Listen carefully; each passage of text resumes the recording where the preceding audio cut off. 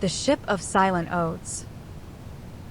On the eve of the deepest winter, when the world held its breath under a blanket of frost, and the stars glittered with a cold, distant light, a strange vessel drifted into the quiet harbor of Skogfjord.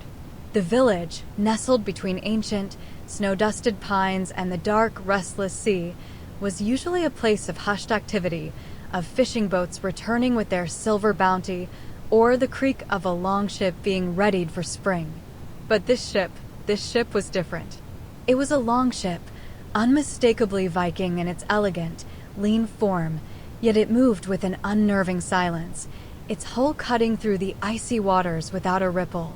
Its single mast stood tall, but the sail, once proud and crimson, was now a tattered whisper of cloth, shredded by unseen storms. The deck was empty, swept clean by the winds of forgotten journeys. No oarsmen sat at their benches, no chieftain stood at the prow. It was a ghost, a shadow, a vessel from another time, yet undeniably present, anchored by no visible rope, held by no current. The villagers of Skogfjord, hardy folk though they were, watched from the safety of their homes, their faces pressed against frosted windows. They spoke in hushed tones, if they spoke at all. Superstition ran deep in these northern lands, and a ship arriving thus, on the very cusp of the winter solstice, the longest night of the year, was a potent omen. No one dared to approach it, to touch its cold, weathered timbers, to risk disturbing whatever ancient magic or sorrow it carried. No one, that is, except Solveig.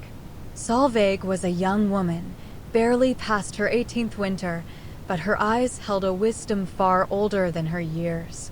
She was known in Skogfjord, not for her strength with an axe or her skill at the loom, but for a peculiar gift, or perhaps a burden.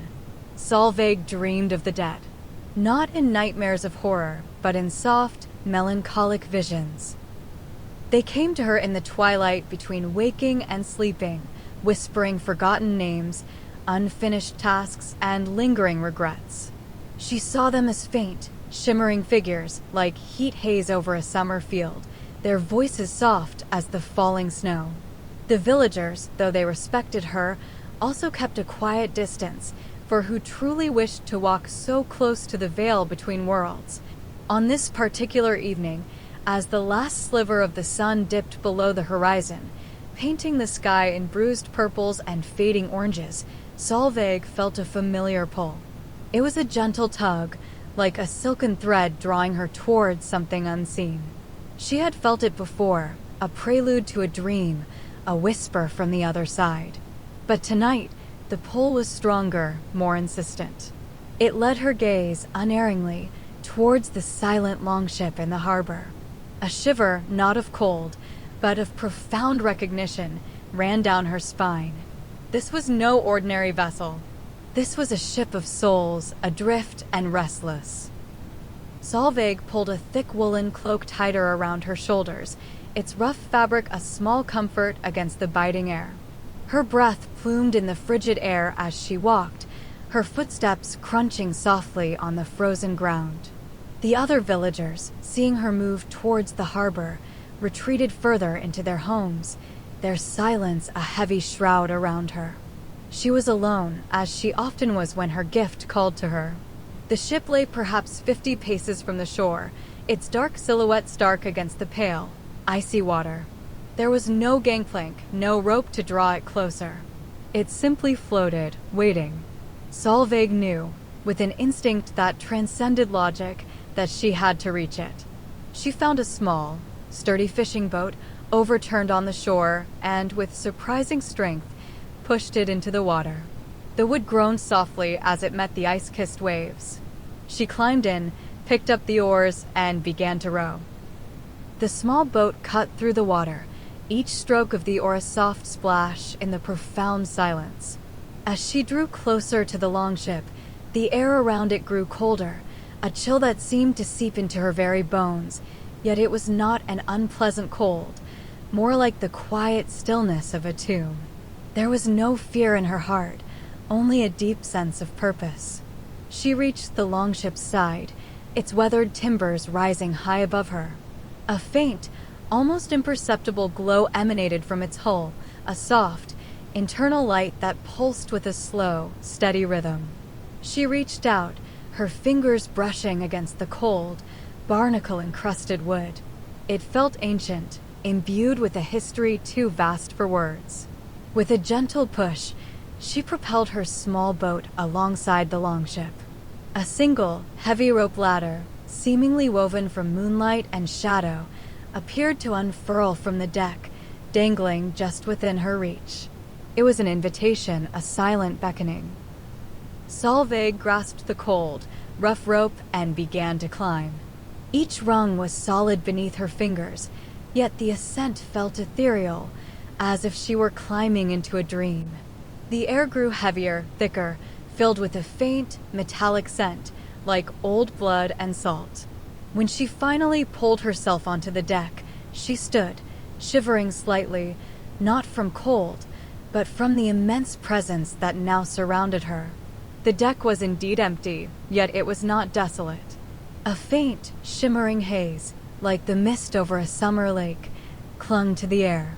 And then, as her feet settled firmly on the ancient timbers, the ship shifted.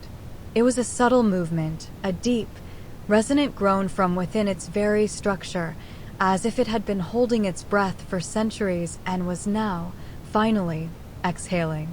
And then, the voices began. They rose from the very timbers of the ship, from the cold, worn wood of the deck, from the empty spaces where oarsmen once sat. They were not loud, not demanding, but soft, overlapping whispers, like the rustling of dry leaves in a forgotten wind. They spoke of names long lost to memory, of places that no longer existed, of deeds left undone. Solveig closed her eyes, focusing, allowing her gift to open fully. The whispers solidified, becoming distinct, individual voices, each carrying a unique timbre of sorrow, regret, and a profound, aching longing. The oath unbroken, whispered a weary voice. Valhalla denied, murmured another, faint and melancholic. The promise unkept, rasped a third, filled with sorrow. Solveig opened her eyes. The shimmering haze on the deck intensified, resolving into faint, translucent forms. They were warriors, she realized, their ghostly outlines clad in spectral armor, their faces etched with an ancient weariness. They stood, or rather hovered, in silent formation. Their eyes, though indistinct, seemed to be fixed on her. "Who are you?" Solveig whispered, her voice barely audible in the vast silence of the ship. "Why are you here?" The whispers coalesced, becoming clearer, though still filled with a profound sadness. "We are the Oathbound," a deep, resonant male voice spoke. "Warriors of old, whose final journey was halted. We broke solemn oaths, made in life, and now, in death, we are trapped," added a softer, female voice. "Unable to reach Valhalla, unable to find rest. This ship, it is our prison," a younger, more desperate male voice concluded. Solveig felt a profound wave of pity wash over her. To be a Viking warrior, denied Valhalla, the glorious hall of Odin, was a fate worse than death itself. It meant eternal wandering, a restless, unfulfilled existence. "What oaths?" Solveig asked, her voice gentle, encouraging. "What promises were broken?" The voices began to speak, each taking its turn, weaving a tapestry of ancient regret. "I am Bjorn the Steadfast," the deep male voice began. "My oath was to protect the sacred runestone of Griffin's Peak, a marker of our ancestral lands. But in my final battle, I was lured away, chasing a fleeting glory, and the stone was defiled by our enemies. I died with the shame of my failure.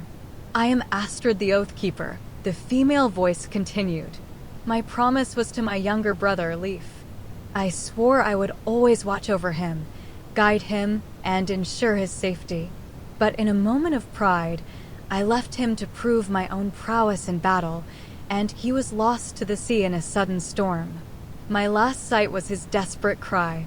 "I am Finn the Swift," the young male voice added. My oath was to my beloved Lyra.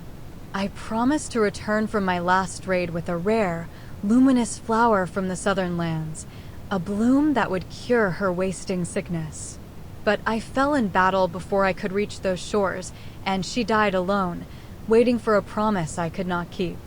"I am Einar the Lore Master," a quiet, scholarly voice spoke. My oath was to transcribe the ancient sagas onto new vellum, to preserve the wisdom of our ancestors for generations to come. But I grew complacent, believing I had endless time.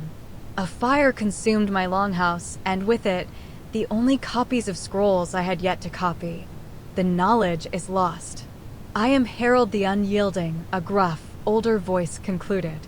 My oath was to my clan, to never surrender our ancestral lands to any foe. But faced with overwhelming numbers, and seeing my people starve, I made a pact with our enemies, a temporary truce that felt like surrender. I died believing I had betrayed my kin. The voices continued, one after another, a litany of broken promises, each one a heavy chain binding them to the ship, preventing their passage to the afterlife. There were dozens of them, hundreds, perhaps, each a warrior, each with an unfulfilled vow. Solveig listened, her heart aching with the weight of their sorrow. She understood now. This was not a ship of the dead, but a ship of the undead, trapped between worlds, their spiritual journey incomplete. The winter solstice, the time of deepest darkness, was also a time when the veil between worlds was thinnest. It was why the ship had appeared now, why she, with her unique gift, had been drawn to it. "What can I do?" Solveig asked, her voice trembling slightly, but firm. "How can I help you fulfill these oaths?" A collective sigh, like the wind through a graveyard, swept across the deck. Only a living soul, one with a pure heart and a voice that can carry our tales, can complete what we could not. Bjorn the Steadfast's deep voice resonated. "The tide, it will take the ship away forever when the solstice passes fully. You have until the first light of the new dawn," Astrid the Oathkeeper's soft voice added. Solveig looked around the ghostly deck, at the shimmering forms of the warriors, their faces filled with a desperate hope. The task seemed impossible. To fulfill dozens, perhaps hundreds, of ancient oaths in a single night? To find forgotten runestones, lost brothers, unbloomed flowers, vanished scrolls, and betrayed lands? Yet, there was no hesitation in her. Her gift had always led her to those who needed peace, those who needed closure. This was the grandest, most challenging call yet. "I will try," Solveig said, her voice clear and strong, echoing across the silent ship. "Tell me, then, where do I begin?" The ship responded to her acceptance, a faint, hopeful hum resonating through its timbers. The ghostly forms of the warriors seemed to brighten, their indistinct faces turning towards her with a collective sense of relief. Bjorn the Steadfast stepped forward, his spectral form more defined than the others. "First, you must find the runestone of Griffin's Peak. It lies deep within the Whispering Woods, beyond the frozen falls. The stone was defiled, its power broken. You must cleanse it and speak my name, Bjorn the Steadfast, and the oath I failed to keep." Solveig nodded, committing the words to memory. She knew the Whispering Woods, a vast, ancient forest bordering Skogfjord, a place of deep shadows and winding paths. The frozen falls were a landmark, a cascade of ice that glittered even in the dim light. She hurried back to her small fishing boat, the sense of urgency now pressing upon her. The moon, a sliver of silver, was already high in the sky. She had mere hours. Solveig rowed back to shore, her small boat cutting swiftly through the water. She left it tied loosely and began to run. The air was frigid, biting at her exposed skin, but the adrenaline coursed through her veins, warming her from within. She knew the Whispering Woods well, having gathered herbs and berries there since childhood. But finding a specific, defiled runestone in the dead of night, guided only by the whispers of the dead, was a different challenge entirely. The trees loomed like skeletal fingers against the pale sky as she entered the forest. The snow lay thick and undisturbed, save for the tracks of deer and smaller creatures. The silence of the woods was profound, broken only by the crunch of her boots and the distant, mournful sigh of the wind through the pines. She walked for what felt like hours, her eyes scanning the shadows, her senses attuned to any subtle shift in the air, any faint resonance from the earth. The spirits of the ship, though not physically present, seemed to guide her, a faint, almost imperceptible pull in the direction of the peak. Finally, as the moon began its slow descent, she saw it. A towering cascade of ice, the frozen falls, shimmered in the moonlight, its frozen spray creating a ghostly mist around its base. Beyond it, the ground rose sharply, leading to Griffin's Peak. The ascent was treacherous, the rocks slick with ice. Solveig pulled herself up, hand over hand, her muscles burning. When she reached the summit, she found it. A massive, ancient runestone, taller than 2 men, stood silhouetted against the night sky. But it was not as it should be. Crude, jagged symbols, clearly not of Viking origin, had been carved into its smooth surface, marring the intricate, protective runes that once adorned it. It felt cold, dead, its power extinguished. Solveig knelt before it, her fingers tracing the defiling marks. She felt the lingering sorrow of Bjorn the Steadfast, a profound shame that clung to the stone. She needed to cleanse it. She thought of the sacred spring stone Alara had given Theron, a symbol of calm. She had no such stone, but she had something else. She closed her eyes, focusing on the pure, untainted essence of the earth beneath the snow. She imagined a clear, flowing stream, washing away all impurities. She placed her hands on the cold stone, willing warmth and purity into it. She began to sing, a soft, ancient chant her grandmother had taught her, a song of cleansing and renewal. Her voice, though quiet, carried on the wind, weaving itself around the defiled stone. As she sang, a faint, ethereal glow began to emanate from the runestone, pushing back the shadows. The crude carvings seemed to fade, their harshness softening, dissolving into the ancient stone.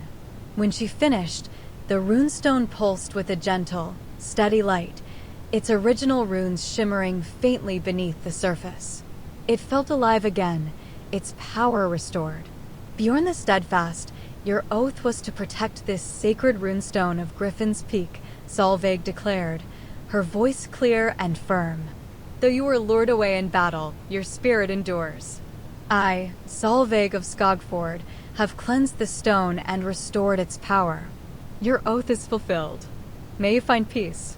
A faint, relieved sigh seemed to sweep through the air, and Solveig felt a lightness in her heart. A distant chime, like the ringing of a faraway bell, echoed through the night. One oath was fulfilled, but many more remained. She descended Griffin's Peak with renewed urgency, her mind already turning to the next task. Astrid the Oathkeeper and her lost brother, Leif. My brother, Leif, Astrid's voice whispered in her mind, gentle but insistent. He was lost to the sea in the great storm, near the Serpent's Tooth Reef. My promise was to watch over him. You must find a remnant of him, a sign of his passage, and release his spirit to the currents. Solveig knew the Serpent's Tooth Reef, a jagged, dangerous stretch of rocks notorious for shipwrecks. It was a perilous journey by sea, especially in the dark of night. But she had no choice. She ran back to the harbor, her small fishing boat waiting. The sea was rougher now, the wind colder, carrying the sharp scent of ice. Solveig battled the waves, her arms aching with the effort. The moon was lower, casting long, distorted shadows across the water. The ghostly presence of Astrid seemed to hover near her, a silent, anxious companion. She reached the vicinity of the Serpent's Tooth Reef. The jagged rocks rose like dark teeth from the churning water, their surfaces slick with spray. The sound of crashing waves was deafening here, a constant, thunderous roar. How could she find anything in this chaos? Solveig maneuvered her small boat carefully, avoiding the most dangerous currents. She peered into the dark water, her eyes straining. She felt a faint pull, a subtle resonance from the depths. It was the lingering presence of Leaf, adrift and restless. She leaned over the side, her hand almost touching the frigid water. The pull intensified, and then she saw it. Caught between two submerged rocks, swaying gently with the current, was a small, wooden carving. It was a crude, childlike carving of a longship, unmistakably a toy. It was waterlogged, barnacle-encrusted, but still recognizable. It was a child's toy, a brother's cherished possession. It had to be Leaf's. With careful movements, Solveig reached down, her fingers brushing the icy water. She managed to grasp the carving, pulling it free. It felt cold and heavy in her hand, imbued with the sorrow of a lost childhood. She held the wooden ship in her palm, looking at it. It was a symbol of a life cut short, a promise broken. She closed her eyes, picturing the vast, open sea, the endless currents. Astrid the Oathkeeper, your promise was to watch over your brother, Leaf, Solveig spoke, her voice clear and firm. Though he was lost to the sea, his spirit is here restless. I, Solveig of Skogfjord, release this token of his life to the currents, that his spirit may finally find its way home. May you find peace. With a gentle motion, Solveig released the wooden ship into the waves.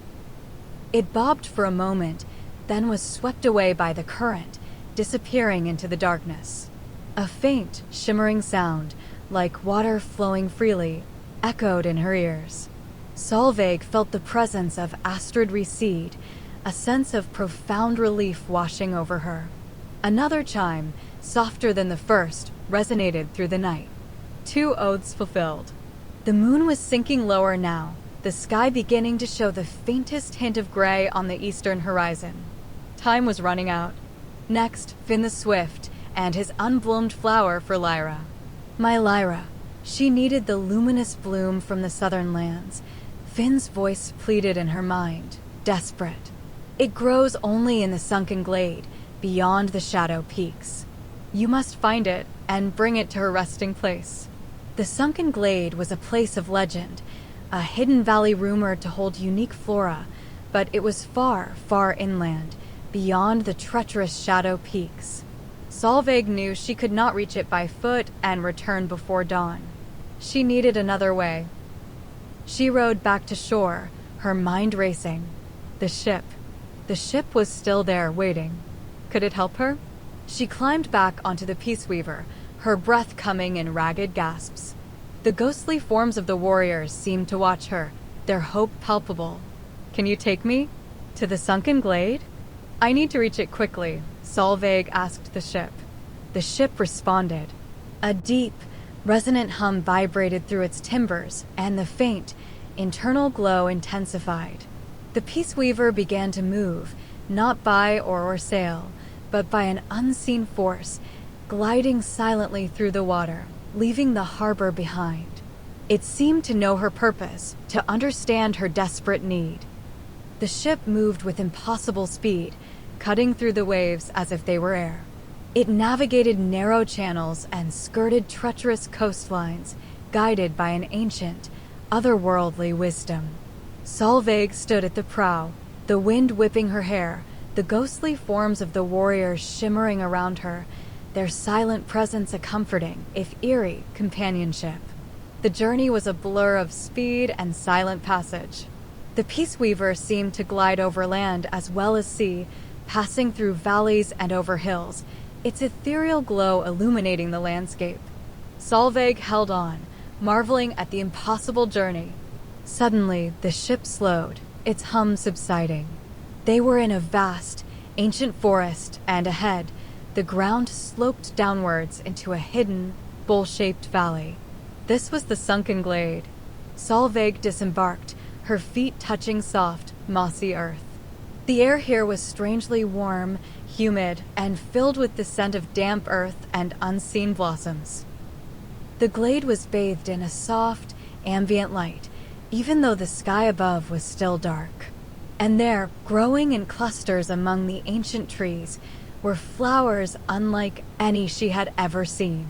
They pulsed with a soft, inner luminescence, their petals a delicate, shimmering blue. The luminous bloom. She knelt, carefully plucking one of the delicate flowers. It felt warm in her hand, its light gentle and comforting. She knew where Lyra, Finn's beloved, was buried. A small, unmarked grave on a quiet hill overlooking the sea, a place Solveig often visited in her own quiet moments. The Peace Weaver waited patiently, its ethereal glow a silent beacon. Solveig returned, the luminous bloom cradled in her hands. The ship carried her back, just as swiftly, to the familiar coastline near Skogfjord. She disembarked once more, the luminous bloom still glowing softly in her palm. She ran towards the quiet hill, the first faint blush of dawn now painting the eastern sky. Time was running out.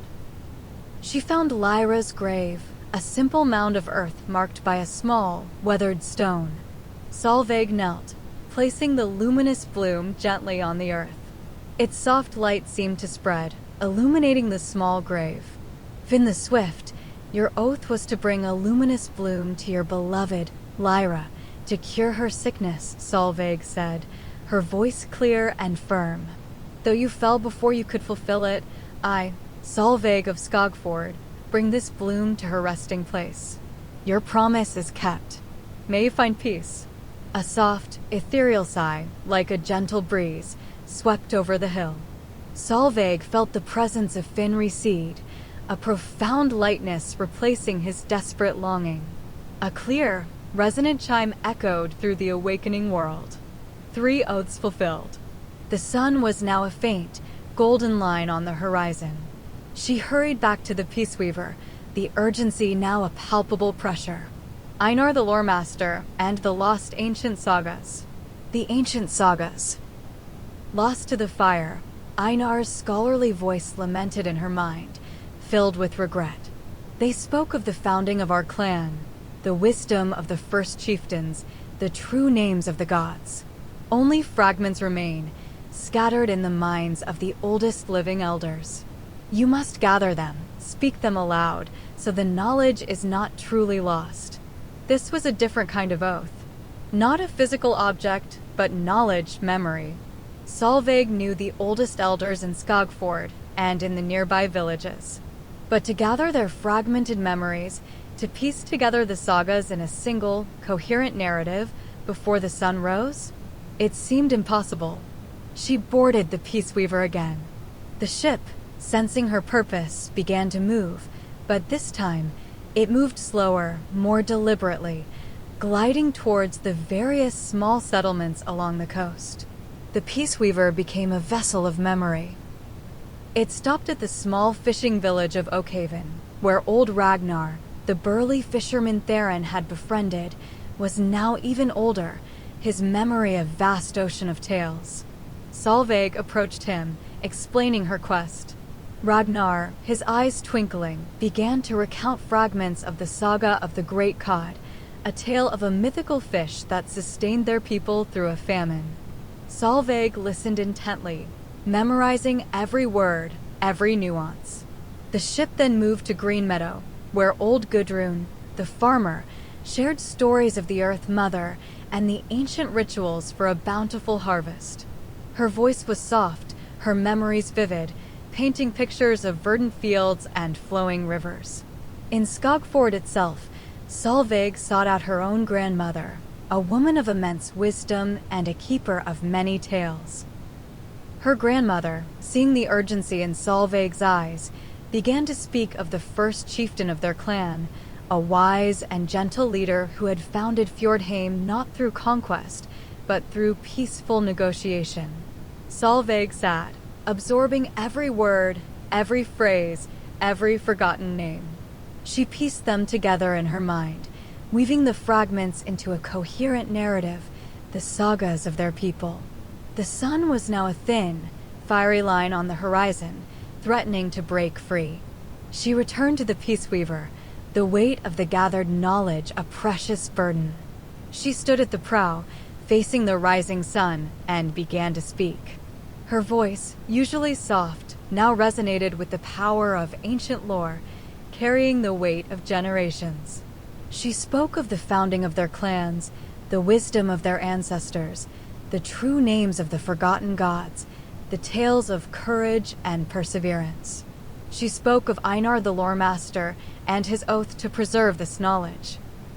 Einar the Lore Master, your oath was to transcribe the ancient sagas, to preserve the wisdom of our ancestors, Solveig proclaimed, her voice clear and resonant.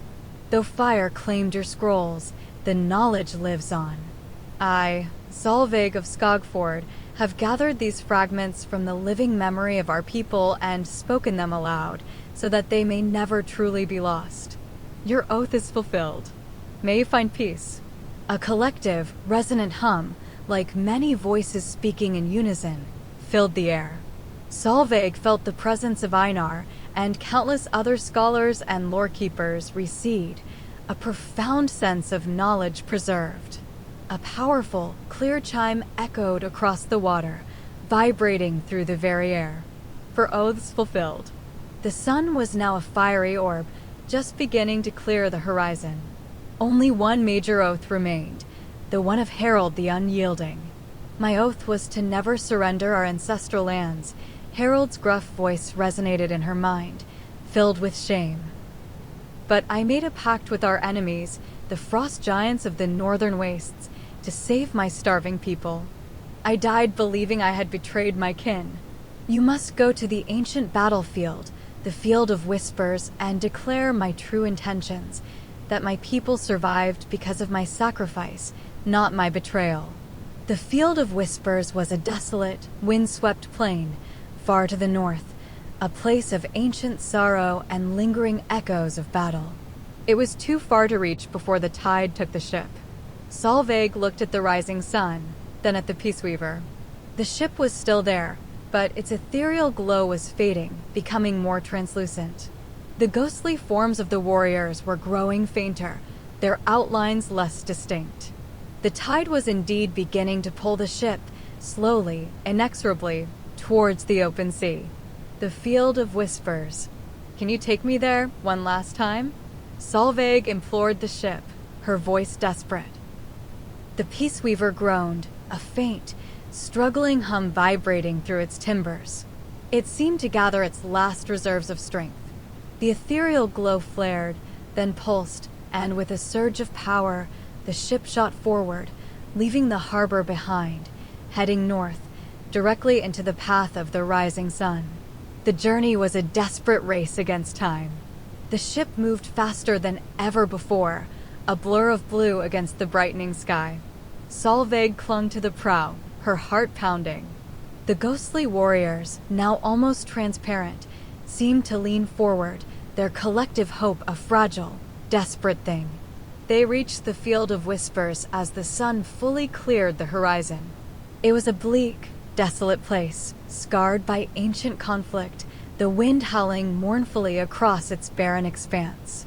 The Peace Weaver came to a sudden, jarring halt, its timbers groaning, its ethereal glow flickering violently. It was almost gone. Solveig jumped from the ship, landing on the cold, hard earth. She ran to the center of the field, where the echoes of ancient battles still seemed to linger. She stood tall, facing the vast, empty expanse, and raised her voice, letting it carry on the wind, a beacon of truth in a place of ancient lies. Hear me, spirits of the field of whispers. Hear me, all who listen. Solveig cried out, her voice loud, clear, and powerful. Harold the Unyielding, who swore to never surrender his ancestral lands, did not betray his kin. He made a pact, a sacrifice, to save his starving people. He chose life over pride, survival over glory. His oath was not broken, but transformed. He ensured his clan's survival. His promise was kept. May he find peace. A mighty, roaring wind swept across the field, carrying Solveig's words to every corner. The echoes of ancient battles seemed to fade, replaced by a profound, echoing chime, like 1,000 bells ringing at once, a sound of ultimate release. Solveig felt the presence of Harold and all the other warriors who had been bound by similar oaths lift. It was not a gentle fading, but a powerful, triumphant ascent, a rush of spirits finally freed. She looked back at the Peace Weaver. Its ethereal glow was gone. The ship itself was fading, becoming translucent, dissolving into the morning mist. The ghostly forms of the warriors, now radiant and whole, stood on its deck, no longer bound, no longer sorrowful. They looked at Solveig, and in their eyes, she saw not sadness, but profound gratitude, a silent farewell. They raised their spectral hands in a final salute, and then, with a final, almost imperceptible shimmer, the Peace Weaver and its crew of freed souls vanished, absorbed into the brightening sky, finally on their way to Valhalla. Solveig stood alone on the field of whispers, the wind whipping around her, the rising sun warming her face. The air felt lighter, cleaner, imbued with a sense of profound peace. She was exhausted, her body aching, but her heart was full. She had done it. She had helped the oath-bound warriors find their rest. Solveig returned to Skagfjord as the village was awakening. The sun was fully risen, casting long, golden rays across the harbor. The silent longship was gone, as if it had never been there, leaving only the gentle lapping of waves against the shore. No one in the village spoke of it, for they had seen its arrival, and now its mysterious departure. They knew, in their quiet way, that something profound had occurred, and that Solveig, their quiet dreamer, had been at its heart. Solveig continued to dream of the dead, but now her dreams were different. They were no longer filled with whispers of sorrow and regret, but with faint, joyful echoes, with distant, triumphant horns and the sound of laughter. She knew the oath-bound warriors had reached their destination, their promises fulfilled, their souls finally at peace. Her gift, once a solitary burden, now felt like a profound connection, a bridge between worlds. She continued to live her quiet life in Skagfjord, but she carried within her the knowledge of the longship, the echoes of the oaths, and the profound satisfaction of having brought peace to restless souls. And sometimes, on the quietest nights, when the moon hung full and bright over the fjord, she would hear a faint, distant chime, a melody carried on the wind, a lullaby from Valhalla, a testament to the young woman who, with nothing but her voice and courage, had helped the ship of silent oaths finally find its way home.